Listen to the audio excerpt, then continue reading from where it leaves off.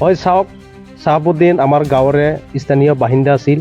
সি এজন খুব ভাল ভদ্ৰ ল'ৰা আছিল, যে আজি যি ঘটনা হ'ল আমি গাঁওবাসীয়ে সকলোৱে মৰ্মাহত হৈছোঁ আৰু তেওঁৰ পৰিয়ালক সমবেদনা জ্ঞাপন কৰিছোঁ। এতিয়া চাওক, সি এজন চাইবুদ্দিন এজন আছিল চব্জিৰ বেপাৰী। সি পৰিয়াল পোহপাল দিয়া একমাত্ৰ ব্যক্তি আৰু তেওঁৰ দুটা সন্তান আছে। এতিয়া এই দুটা সন্তানক বা তেওঁৰ ফেমিলিক পৰিয়ালক কোনে দায়িত্ব ল'ব? তো এইখিনি কথা আমি চৰকাৰ, আমাৰ পিটিচি চৰকাৰ তথা আমাৰ অসম চৰকাৰ, আমি চৰকাৰক দাবী জনাওঁ বা আমাৰ হিমন্ত চৰকাৰক দাবী জনাওঁ যে দুটা কণ ল'ৰা ছোৱালীৰ দায়িত্ব যাতে চৰকাৰে হাতত লয়। আৰু আমাৰ বৰ্তমান যিটো বিটিচি চৰকাৰ, প্ৰমোদ বড়ো চৰকাৰক আমি অনুৰোধ জনাওঁ যে এইখিনি দায়িত্ব কোন দুটা ল'ৰা ছোৱালীৰ শিক্ষাৰ ক্ষেত্ৰত হওক, অৰ্থনৈতিক ক্ষেত্ৰত হওক, বাকী দুটা ক্ষেত্ৰতে হওক চৰকাৰে দায়িত্ব ল'ব লাগে। আৰু যিটো ঘটনা হ'ল এইটো চৰকাৰ আমি আৰু জিলা প্ৰশাসনক ইয়াৰ ন্যায় বিচাৰিছোঁ।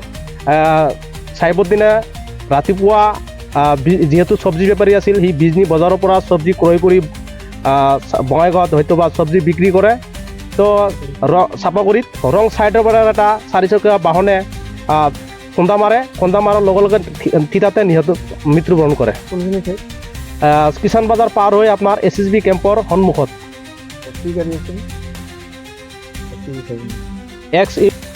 আজি ৰাতিপুৱা 5টামান বজাত মোৰ ককা চাইফুদ্দিন শ্বেখ চাপাগুৰিৰ পৰা বিজনী অভিমুখে যাত্ৰা আৰম্ভ কৰে কেঁচা শাক পাচলি ল'বৰ কাৰণে।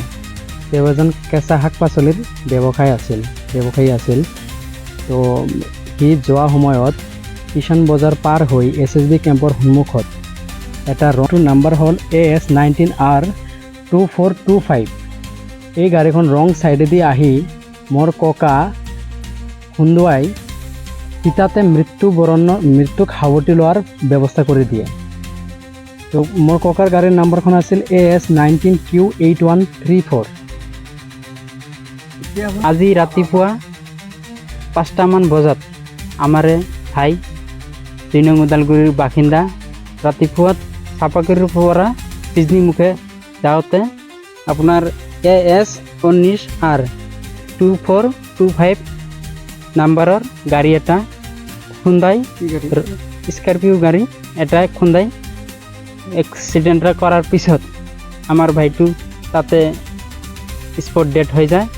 আৰু এই গাড়ীখন উলটা ৰং ছাইডত আহি তিতাতে মানুহজনক মানে ডেড বডি কৰি দিয়ে।